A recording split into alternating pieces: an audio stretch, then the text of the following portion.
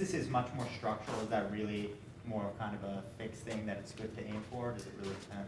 Yeah, so the question is a little bit, for those of you on screen just here, is the 1,000 to 2,000 words like the right number? Is it the wrong number? Like, how do we think about it at this stage? What I would tell you at this point is I would focus on making sure you sort of cover all the pieces and you make the case for it, at least in a sort of a thin manner, meaning you take the sort of structure that we lay in our positioning call and you kind of try to fill it in and then get it to your editor and ask them to kind of work through it with you. You don't have to sort of try and write the 2,000 word version of it or the 3,000 word version of it. You can write the 500 word version of it or whatever it is. This sort of says, hey, I'll go in more detail on these ones and kind of get that feedback on it. But that's one of the things your editors are really looking for, is to sort of say, make the case for us.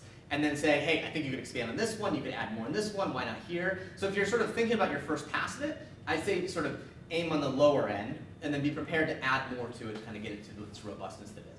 Sometimes people will say, hey, I wrote a first draft and it's 6,000 words.